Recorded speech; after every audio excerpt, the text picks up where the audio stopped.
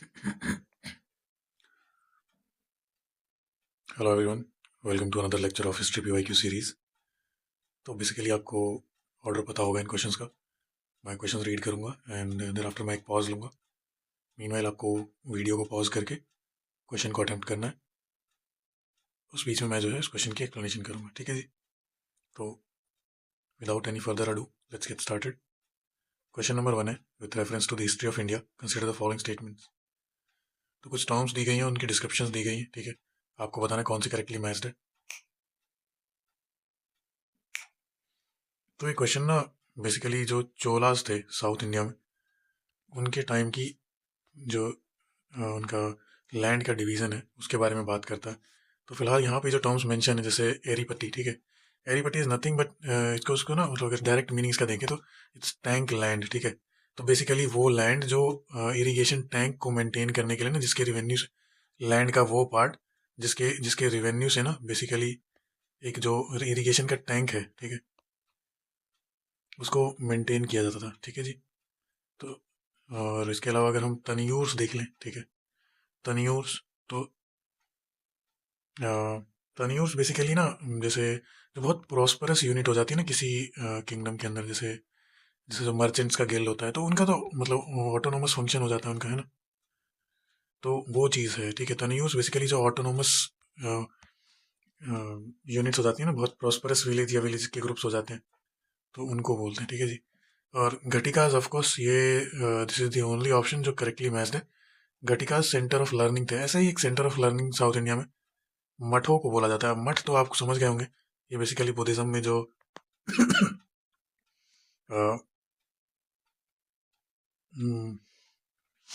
जो monastic lifestyle जीने वाले मॉन्क्स हैं अपने, है ना, बुद्धिज्म के अंदर, तो उनके लिए मठों का मतलब निर्माण किया जाता था, ठीक है, कंस्ट्रक्शन की जाती थी। कुछ और भी टर्म्स हैं चोला एडमिनिस्ट्रेशन में। जैसे सबसे पहले तो अगर हम चोला एडमिनिस्ट्रेशन के अंदर डिवीजन्स की बात करें तो वहाँ पे सबसे पहले चोला मंडलम्स की हम बात करते हैं, ठीक है। मंडलम्स यानी प्रोविंस, ठीक है जी। और उससे छोटी यूनिट आपकी हो जाएगी वेलनाडु, ठीक है, वेलनाडु माने की डिस्ट्रिक्ट, ठीक है जी। एंड एक हो जाएगा नादू आपका, ठीक है, नादू इज बेसिकली ब्लॉक। और जो लास्ट यूनिट है ना, जैसे मतलब विलेज की अगर हम बात करें तो दैट इज कुर्रम, ठीक है जी। ये आपको याद रखना है, ठीक है। तो मैंने बताया प्रोविंस मतलब मंडलम, डिस्ट्रिक्ट मतलब वेलानादू, ब्लॉक मतलब नादू एंड विलेज मतलब कुर्रम, ठीक है। और यहीं पर बताया गया है तनियूर्स के बारे में। तो तनियूर्स बेसिकली जो इंडिपेंडेंट विलेजेस होती थी या ग्रुप ऑफ विलेज होती थी, ठीक है। यहाँ बताया गया land revenue donated to temples, ठीक है जी। तो टेम्पल्स को जो दान दिया जाता है उसको देवदान बोला जाता था, ठीक है जी, देवदान, है ना। और यहाँ पर बताया गया विलेज डोनेटेड टू ब्राह्मण्स, तो इसको हम लोग कहते थे ब्रह्मदया, ब्रह्मदया, ठीक है। एंड इसके अलावा एक और टर्म थी जहाँ तक मुझे याद है, हाँ यस, शाला भोग, ठीक है जी। तो स्कूल्स को जो लैंड दिया जाता था, है ना, स्कूल्स मेंटेन करने के लिए, तो उसको शाला भोग बोला था, ठीक है। इसके अलावा जो जो चोला एम्पायर था, तो वहाँ पर जो कम्युनिटीज़ हैं उसमें आप अगर देखें तो मेजर हो जाता है आपका वेलन वगाई, ठीक है जी, वेलन वगाई। ये वो पीजेंट्स हैं या बोले कि कल्टीवेटर्स हैं जो लैंड रेवेन्यू पे कर रहे हैं स्टेट को। और चोला एडमिनिस्ट्रेशन के अंदर 1/3 जो है ना वो रेवेन्यू के रूप में लिया जाता था, ठीक है। इसको हम लोग इस नाम इसका नाम भी था कोडामाई, ठीक है जी। तो कोडामाई जो है वो 1/3 था लैंड रेवेन्यू, ठीक है। और एक और चीज़, जैसे अभी बताया मैंने कि ब्रह्मदेया मतलब ब्राह्मण्स को और देवदान मतलब टेम्पल्स को। एक और टाइप की लैंड ग्रांट थी विच वॉज कॉल्ड पल्ली छंदम, ठीक है जी, पल्ली छंदम, ठीक है। पल्ली छंदम जो जैन मोंक्स को दिया जाता था ना, ठीक है, तो वो पल्ली छंदम हो गया, ठीक है।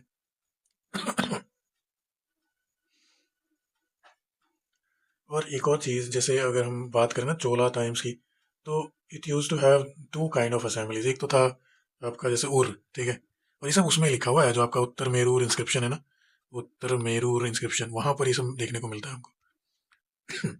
उर इज बेसिकली जो जैसे अभी बताया था मैंने आपको वेलन वगाई, है ना। तो जो लोकल पीजेंट या जनरल जो पब्लिक थी ना, ठीक है, तो वेलन वगाई हो गया एक तो। और इसके अलावा जनरल पब्लिक थी उनका जो विलेज असेंबली था दैट वाज कॉल्ड उर, ठीक है। इसके अलावा एक और असेंबली थी विच वाज कॉल्ड सभा। सभा या फिर इसको महासभा भी बोलते थे, ठीक है, महासभा। तो ये बेसिकली जो ब्रह्मदया या फिर ब्राह्मण्स की जो विलेज है ना, वहाँ पर ये बनाई जाती थी, ठीक है जी। तो ये हो गई चोला एडमिनिस्ट्रेशन के बारे में बात, ठीक है। तो मेरे ख्याल में काफ़ी चीज़ें डिस्कस कर ली हैं। इसके अलावा भी अगर कुछ लोगों को कोई और ऐसा फैक्ट लगता है जो मिसिंग है इसमें, तो प्लीज़ उसको कमेंट में मेंशन कर दीजिएगा, ठीक है। मूव करेंगे नेक्स्ट क्वेश्चन के ऊपर।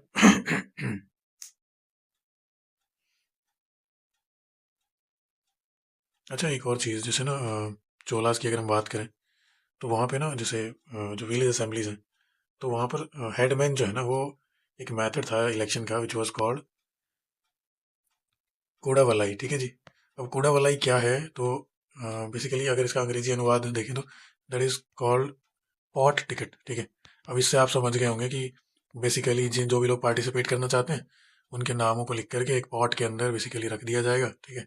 इस प्रकार से इस पॉट में चिट्स होंगी और एक बच्चा जो होगा वो मतलब जो भी अडल्ट ना होके बच्चा होगा, because you know it is considered even ना हो कि उनको इनोसेंस रहती है ना, तो बायस नहीं होगा, तो रैंडमली एक पर्ची पिक करेगा एंड उसके बेसिस पे डिसाइड होता है, ठीक है। पर्ची भी नहीं एक्चुअली, पाम लीव्स के ऊपर मुझे याद आया अभी कि पाम लीव्स के ऊपर वो नाम लिख के रखते थे, ठीक है। तो नेक्स्ट क्वेश्चन मूव करेंगे with reference to cultural history of India, term panchayatan, ठीक है जी। तो बताना है पंचायतन क्या है, ठीक है। ओके, अगर हम पंचायतन की बात करें बेसिकली, तो देखिए एक तो पहले तो हम अगर थोड़ा सा टेम्पल आर्किटेक्चर समझने का ट्राई करें तो मेजर 3 स्कूल्स हैं, ठीक है। इसके अलावा भी बहुत सारी वेरिएशंस देखने को मिलती हैं इन 3 के अलावा भी, ठीक है जी। बट अगेन मतलब हमारा काम क्या है, एग्जाम क्वालिफाई करना, ना कि एक सब्जेक्ट स्पेसिफिक पे पीएचडी करना, है ना। तो उसी के हिसाब से जो चीज़ें जो फैक्ट्स रिपीट होते हैं मोटा मोटा उन चीज़ों को ध्यान रखेंगे। एक्सेप्शंस यानी कि like it becomes a wild goose chase if you would like try to chase the exceptions, तो बहुत डिफिकल्ट हो जाता है। तो रादर हम जो है वो उस जोन में रहेंगे जहाँ पे हम ज़्यादा ज़्यादा चीज़ें कर पाएँ, ज़्यादा ज़्यादा क्वेश्चन अटैम्प्ट कर पाएँ जो जो आपकी रीच में होंगे, रादर कि हम एक सब्जेक्ट पे पीएचडी करें और बाकी सब्जेक्ट्स में हमारा डब्बा गोल हो जाए, ठीक है। तो नगर स्टाइल टेम्पल आर्किटेक्चर की अगर हम बात करें, यहाँ पर हमको सबसे पहले तो इसको आप समझने की कोशिश करें। यहाँ पर गोपुरम्स नहीं होते, बेसिकली गेटवेज जो हैं वो नहीं होते, ठीक है। और इनका इवोल्यूशन दिखाया गया है इस टाइप से कि पहले अर्ध मंडप वाले होते हैं, फिर मंडप आता है, महामंडप आता है, फिर गर्भगृह आ जाता है। गर्भगृह इज बेसिकली जहाँ पर मेन डीटी जो होगी ना टेम्पल की वो रखी जाएगी, ठीक है। इसका प्रोमिनेंट एग्जाम्पल जो है नगर स्टाइल टेम्पल का, वो कंदरिया महादेव टेम्पल खजुराहो एमपी में है, ठीक है। और इसमें बहुत सारे और स्कूल्स हैं, जैसे वल्लभी, यहाँ पर रेक्टेंगुलर प्लेन के ऊपर बनाया जाता है। जबकि आप देखिए कि सॉरी एक रेखा प्रसाद करके भी है, तो कर्व लीनियर करके है, ठीक है। तो उनका प्लेन कुछ इस टाइप से है। फिर अगर आप देखें फमसाना में तो टायर्ड है, ठीक है। इस टाइप की चीज़ें देखने को मिलती हैं आपको। अब वो इस टेम्पल आर्किटेक्चर को समझने का ट्राई करते हैं, ठीक है जी। तो बेसिकली अगर हम स्टार्ट करें, एक तो पिरामिड टाइप का रूफ होगा, ठीक है। स्टेप्ड एंड ट्राइड स्ट्रक्चर है ये, यहाँ पर आप इस तरीके से यहाँ पे भी आप ये चीज़ देखने को मिल सकती है आपको, ठीक है। और शिखर देखने को मिलता है जो कि कर्व लीनियर करके, ठीक है। और वर्टिकली ये टावर इरेक्ट रहता है एंड जो सेंक्टम है वो कन्वेक्स शेप रहती है, ठीक है। और एक नोटेबल फीचर है अमालका, ठीक है। ऊपर जो टॉप ऑफ द टेम्पल रहेगा वो कलश रहेगा, मतलब एक जो भी लोग नॉर्थ इंडिया या साउथ इंडिया से भी होने हैं तो कलश तो आप समझते हैं कि बेसिकली एक पॉट लाइक स्ट्रक्चर है ना। दूसरे स्कूल को समझने का ट्राई करेंगे हम लोग, तो आ जाते हैं द्रविड़ा स्टाइल बेसिकली। अब द्रविड़ा स्टाइल तो मतलब अगर इसके प्रोपोनेंट्स देखें हम नगरा के पहले, तो ये गुप्ता एज में मतलब एक तरीके से बहुत फ्लरिश हुआ। उसके बाद तो लेटर ऑन राष्ट्रकूट ने भी बहुत इसकी डेवलपमेंट में काम किया है, परमार्स थे, है ना। चंडेल वगैरह ने, जो खजुराहो ग्रुप चंडेल का ही रहा है बेसिकली, उनकी लेड डेवलपमेंट, तो ये सब देखने को मिलता है, ठीक है। और नेक्स्ट स्टाइल एक द्रविड़ा है जो कि बेसिकली चोलाज ने स्टार्ट किया, देन पल्लव्स उसकी कुछ फर्दरेंस है उस आर्ट स्टाइल में। फिर विजयनगर एम्पायर में हमको जो हम्पी के अंदर विट्ठल स्वामी टेम्पल वगैरह है वो उसकी पीक देखने को मिलती है, ठीक है। और देखो जो नॉर्थ इंडियन टेम्पल्स है ना, तो बेसिकली वहाँ पर एंट्रेंस नहीं है, ठीक है। रादर आप मतलब एंटर हुए और आप टेम्पल में ही एंटर हो गए। बट साउथ इंडियन टेम्पल्स में ऐसा नहीं होता है। Basically there is a gateway called gopuram, ठीक है। तो यहाँ से आप एंटर होंगे, ठीक है। उसके बाद आप ऑल द वे ट्रैवल करके मेन टेम्पल तक पहुँचेंगे, ठीक है। तो ये एक बहुत मेजर डिफरेंस देखने को मिलता है। दूसरी एक नोटेबल फीचर ये है कि in Dravida style of temple architecture आपको वाटर टैंक देखने को मिलेंगे ही मिलेंगे, ठीक है। और इसके अलावा मोनोलिथिक पिलर्स, जिसको बेसिकली उस जो पिलर्स थे, जैसे अगर हम विजयनगर एम्पायर की बात करें या पल्लव्स की ही बात करें, जैसे नरसिंह वर्मन ने जो रथ टेम्पल के अंदर जो पिलर्स बनवाए थे, तो उसमें in the lion was incarved, like on the bottom part of the pillar एक लायन का स्ट्रक्चर आपको देखने को मिलता है, ठीक है। और बाकी ये पिरामिडल कॉनिकल होता है शिखर जो होता है इसका, ठीक है। और इलेबोरेट गोपुरम्स देखने को मिल जाते हैं हमको विजयनगर एम्पायर के टाइम पे, ये याद रखने वाली चीज़ है, ठीक है। हाँ, ये जो राजा राजा वन के द्वारा जो बनाया गया था, ठीक है, बृहदीश्वरा टेम्पल ऑफ तंजावुर, ये एक बहुत प्रोमिनेंट एग्जाम्पल है द्राविडियन स्टाइल ऑफ आर्किटेक्चर का, ठीक है जी।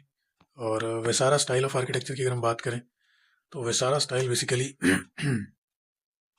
एक मिक्स था, ठीक है, द्रविड़ और नगर स्टाइल आर्किटेक्चर का। ये चालुक्य, राष्ट्रकूटास एंड होयसालास, मतलब होयसालास के टाइम तो पीक हमको देखने को मिलती है इसकी, ठीक है।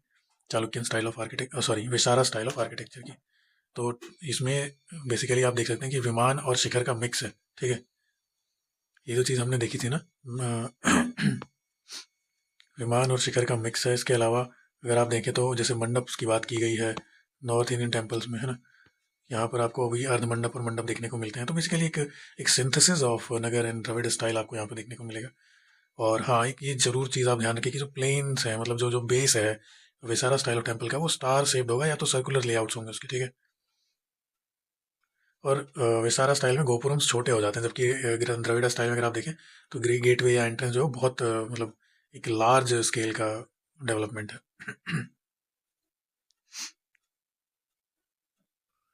तो ये चीज़ें हो गई। ये चनकेश्वरा टेम्पल ये होयसालास के टाइम का ही है, ठीक है जी। और अब हम अपने क्वेश्चन पे वापस आते हैं। तो क्वेश्चन हमसे पूछ रहा था कि पंचायतन शैली क्या है, ठीक है जी। तो पंचायतन शैली में होता क्या है, जो अभी मैंने आपको बताया ना, एक रेक्टेंगुलर प्लेन होता है, ठीक है। ये अभी हम डिस्कस कर रहे थे ना यहाँ पे कि वल्लभी जो सब स्टाइल है ना, Vallabhi, that is the panchayatan style, because एक रेक्टेंगुलर प्लेन होगा जहाँ पे गर्भगृह होगा, ठीक है, जहाँ पे मेन डेटी यहाँ पे वर्शिप की जाएंगी। इसके अलावा फोर कॉर्नर्स पे ना और भी मतलब गॉड्स होंगे, सब गॉड्स होंगे जो वर्शिप किए जाएंगे। तो ये जो आइडिया है जिसमें 5 डीटीज को वर्शिप किया जाता है, इट इज़ कॉल्ड पंचायतन, ठीक है जी। वर्शिप ऑफ डीटीज के बारे में ये बताता है। तो ए आंसर इसका करेक्ट हो जाएगा। और ये नगर स्टाइल ऑफ आर्किटेक्चर के अंदर आता है, ठीक है जी। इतनी बात क्लियर है, तो अब आगे बढ़ेंगे। क्वेश्चन पूछता है कि with reference to Indian history consider the following. Rigveda people are familiar with use of iron, और सेकंड स्टेटमेंट है they cultivated wheat and barley, ठीक है जी। Domesticated cow sheep and goats. तो आपको बताना कौन सी स्टेटमेंट करेक्ट है इसमें।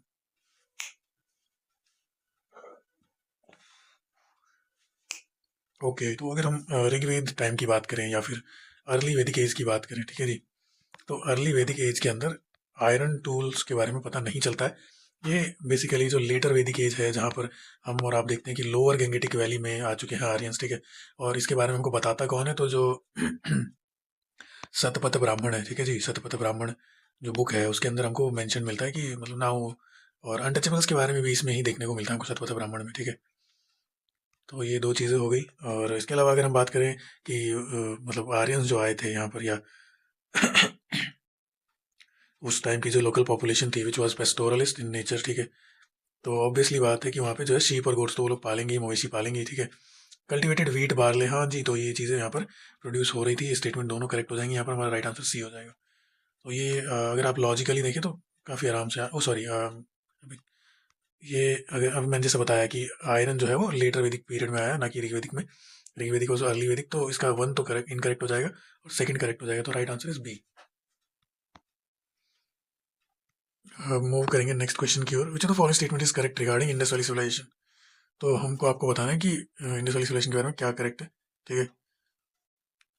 ये लास्ट क्लास में हम डील भी कर चुके हैं इंडस वैली सिविलाइजेशन को। कहता है कि the cities had irregular street pattern, mind you यहाँ पे करेक्ट हमको बताना है। तो कह रहा है कि इरेगुलर स्ट्रीट पैटर्न, जबकि हमने कल क्या पढ़ा था कि ग्रिड पैटर्न था, तो इरेगुलर तो नहीं था भाई। Burned bricks were not use, कल ही हमने पढ़ा है कि बर्न्ड ब्रिक्स वर यूज, ठीक है। कुछ पोर्शंस में रॉक भी देखने को मिलती है हमको, ठीक है। और dockyard has been found at Lothal, ठीक है, इसको देखते हैं अभी। और बाकी iron tools were extensively used कहाँ पर, इंडस वैली सिविलाइजेशन में। Indus valley civilization was essentially a bronze age और चालकोलिथिक सिविलाइजेशन, ठीक है जी। तो वहाँ पर आयरन टूल्स तो नहीं देखने को मिलते, therefore right answer will be कि dockyards has been found at Lothal. तो लोथल जो कि एक पोर्ट सिटी थी, तो वहाँ पर ऑब्वियस सी बात है आपको डॉकयार्ड देखने को मिलेगा। पांचवा question with reference to medieval Indian history, एकता सिस्टम के ऊपर क्वेश्चन आ गया है। मैंने लास्ट क्लास में बताया था कि ये one of the most repeated topics में आता है। तो इसका आंसर आप मुझे कमेंट सेक्शन में बताएंगे, क्योंकि इस चीज़ को हम कल ही की क्लास में डिस्कस कर चुके हैं कि एकता सिस्टम किससे एसोसिएटेड है, ठीक है जी। नेक्स्ट क्वेश्चन की बात करें तो हु अमंग द फॉलोइंग भक्ति सेंट्स प्रीच्ड निर्गुणा भक्ति, ठीक है जी। तो बेसिक अगर दो स्कूल्स की हम बात करें, एक तो हो जाता है, ओके आप पहले इसको अटेम्प्ट कर लें फिर मैं बता। अगर हम बात करें भक्ति मूवमेंट की, तो यहाँ पे दो स्कूल्स थे मेजर, एक तो निर्गुण, ठीक है जी, जिसमें आपके कबीरदास जी आ गए और नानक बाबा आ गए हमारे, ठीक है। और इसके अलावा एक था आपका जैसे निर्ग्रंथ हो गए या फिर निर्गुण हो गए, तो दूसरे हो गए शगुन, शगुन पाथ। तो शगुन इज बेसिकली जो बिलीवर्स हैं, आइडियल वर्शिप कर रहे हैं, ठीक है, आइडियल वर्शिप कर रहे हैं जो लोग, वो शगुन हो गए। क्योंकि इंग्लिश अनुवाद का ये होगा कि फॉर्मलेस गॉड, निर्गुणा का, ठीक है जी।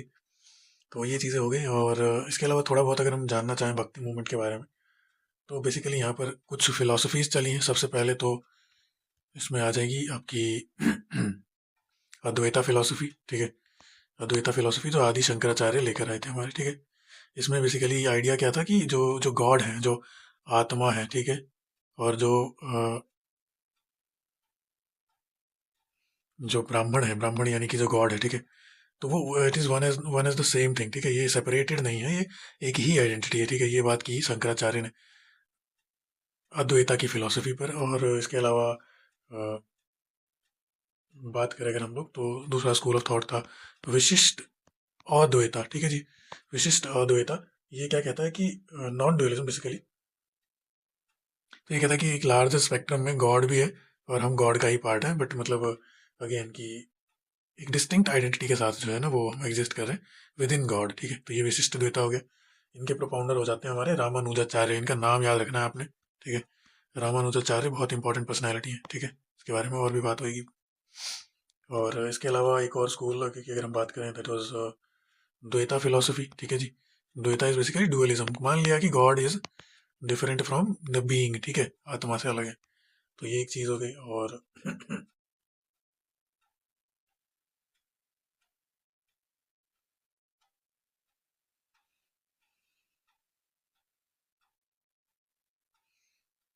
तो द्वैता फिलोसफी मैंने बताया आपको कि माधवाचार्य जो है हमारे, ठीक है, वो लेकर आते हैं। इनका नाम भी आपने याद रखना है, ये भी आगे आपको यूज होने वाला है, ठीक है। और एक और फिलोसफी की अगर हम बात करें, दैट वाज द्वैता द्वैता, ठीक है। Dvaita Dvaita was basically propounded by Nimbarkacharya, ठीक है। और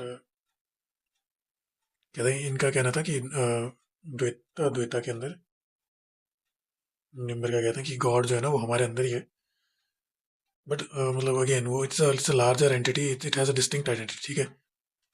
और शुद्ध द्वैता कि अगर हम बेसिकली, मैं आपको ये सब चीज़ इसलिए बता रहा हूँ कि आप बाद में ना सेपरेट कर पाएँ चीज़ों को। रीज़न वही है कि ये स्टेटमेंट की फॉर्म में आ जाएगा और आप कंफ्यूज हो जाएंगे अदरवाइज, ठीक है। फिर एक शुद्ध द्वैता करके भी फिलोसफी है, ठीक है जी। इनके प्रोपाउंडर वल्लभाचार्य हो जाते हैं हमारे, ठीक है। जो वल्लभाचार्य बेसिकली वही हैं जो अ, इनकी एक थ्योरी थी ना पुष्टि मार्ग वाली, है ना। तो पुष्टि मार्ग कहता क्या है कि सोल जो है आपकी और गॉड जो है वो सेम ही है, ये सेपरेट एंटिटीज नहीं है। तो ये दो चीज़ें हो गई। एक ना एक एक मैं आपको लीनियत समझाता हूँ भक्ति मूवमेंट का, ये बहुत इंपॉर्टेंट है एग्जाम पर्सपेक्टिव से। तो इसमें ना सबसे जो टॉप पे है वो हमारे रामानुजाचार्य, जो मैंने अभी आपको बताया था कि रामानुजाचार्य का नाम याद रखना आपने। तो रामानुजाचार्य के जो डिसिपल हैं दैट वाज राघव नंदा, ठीक है, राघव नंदा। और इनके डिसिपल आ जाते हैं हमारे राम नंदा, ठीक है जी। अब राम नंदा इसलिए जरूरी है क्योंकि राम नंदा वो हैं जो साउथ में मतलब एक तरीके की दीक्षा और चीज़ें लेते हैं, एंड देन उसको लेके जाते हैं नॉर्थ इंडिया तक, ठीक है। नॉर्थ इंडिया में मिलते हैं कबीर से, ठीक है। और भी जो इनके डिसिपल्स थे कुल 12 के अराउंड, जिनमें बहुत मतलब they were accepting the saints from all walks of life, है ना, मतलब क्योंकि वहाँ पे नाई भी है, कॉबलर भी है, वीवर भी है, कभी खुद वीवर थे, है ना। अच्छा, कंफ्यूजन कई बार रहती है लोगों को कि जो नानक बाबा है ना, गुरु नानक देव जी, वो डिसिपल थे कबीर के, तो ऐसा नहीं है, क्योंकि गुरु ग्रंथ साहिब में ये मेंशन कर दिया गया है कि नानक बाबा के कोई गुरु नहीं थे, ठीक है। रादर ये जो है इनका जो आपने सुना होगा एक ओमकार जो बोलते हैं, ठीक है। तो एक ओमकार यानी कि the one and only Almighty, तो वो कहते हैं कि मुझे उनसे डायरेक्ट ये नॉलेज ज्ञान प्राप्त हुआ है, मुझे किसी गुरु ने कोई दीक्षा नहीं दी थी। तो ये एक चीज़ हो गई। इसके अलावा एक और चीज़, जैसे हम अभी बात कर रहे थे ना माधवाचार्य की, और मैंने आपको कहा था कि उनका नाम याद रखना है। तो माधवाचार्य वो हैं जिनके जिनके डिसिपल हैं अपने चैतन्य महाप्रभु, ठीक है। चैतन्य महाप्रभु जो गौड़िया वैष्णविज्म, ये आपका बंगाल के अंदर लेकर आते हैं, ठीक है। Gaudiya Vaishnavism is nothing but again the duality, है ना। तो वही है कि आत्मा और परमात्मा के भेद को समझाने के लिए, तो उनका भी, क्योंकि मतलब obviously this divide was like ये और बढ़ ही रहा था, तो उसको फिल करने के लिए इन्होंने विशिष्ट सॉरी क्या तो था गौड़िया वैष्णविज्म को प्रोपाउंड किया। तो ये हो गई भाई कुछ चीज़ें इसके बारे में, भक्ति मूवमेंट के बारे में। अब सूफी मूवमेंट हमारा रह जाता है, वो किसी क्वेश्चन में आता है तो मैं डिस्कस कर लूँगा।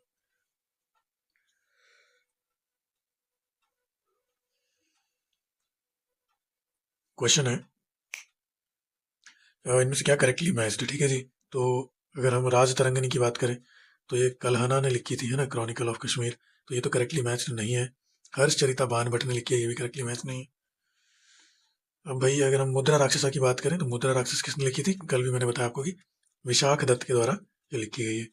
अर्थशास्त्र ऑफकोर्स कौटिल्य चाणक्य या विष्णुगुप्त ने लिखी थी, तो ये करेक्टली मैच्ड है भाई।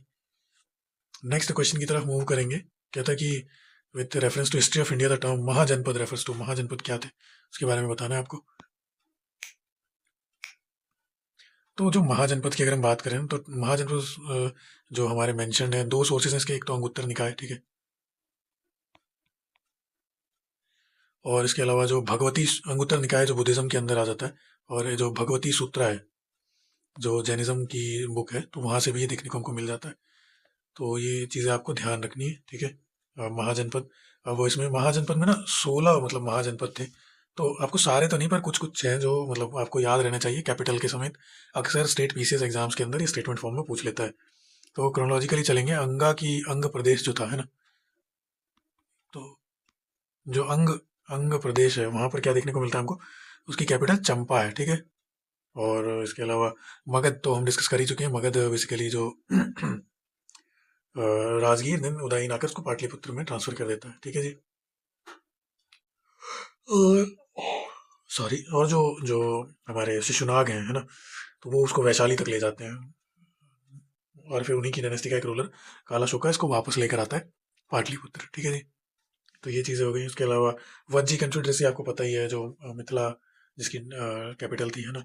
मल्लाज की अगर बात करें तो मल्लाज कुशीनारा, है ना, जहाँ पे महात्मा बुद्ध जी की डेथ हुई थी। फिर काशी, काशी की ऑब्वियसली वाराणसी हो जाएगी कैपिटल। कौशल, अब ये तो इतना इंपॉर्टेंट है नहीं। वत्स की, वत्स जो डायनेस्टी थी वत्स, उसकी कैपिटल थी कौसाम्बी, ठीक है। और हम्म, हाँ, अवंती, अवंती जो है ना, अवंती राष्ट्र, तो उसका जो डायनेस्टी का हेड क्वार्टर है या कैपिटल है, that is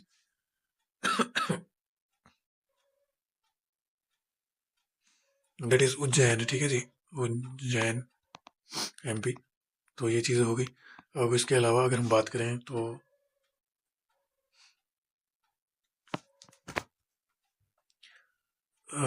history of India महाजनपद हो गया, हाँ जी।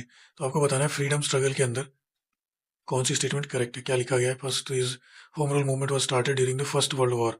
तो अगर आप होम रूल मूवमेंट का टाइमलाइन देखें, जैसे अपने बाल गंगाधर तिलक साहब ने अप्रैल 1916 में स्टार्ट कर दिया था, और जो एनी बेसेंट है वो इसको सितंबर या फिर अक्टूबर 1916 में स्टार्ट करती हैं। तो ऑब्वियसली जो वर्ल्ड वॉर वन का जो टाइम है वो 1918 तक तो ये चल ही रहा था, है ना। तो इस हिसाब से ये पहली स्टेटमेंट की founded during first world war, तो ये तो सही हो जाएगा। बट सेकंड की अगर हम बात करें, तो एनी बेसेंट एंड बाल गंगाधर तिलक वर एसोसिएटेड हुए थे, तो यस मैंने अभी आपको बताया। तो ये जो एनी बेसेंट थी उन्होंने सितंबर के अराउंड शुरू किया था। और अगर हम होम रूल मूवमेंट के गोल की बात करें तो जैसे ऑस्ट्रेलिया और कनाडा के अंदर उस टाइम पर जो रूल्स थे वो यही थे कि मतलब पॉलिटिकल सोवर्निटी दे दी गई थी। तो वही चीज़ इंडिया भी डिमांड कर रहा था यहाँ पर फार ईस्ट में, ठीक है जी।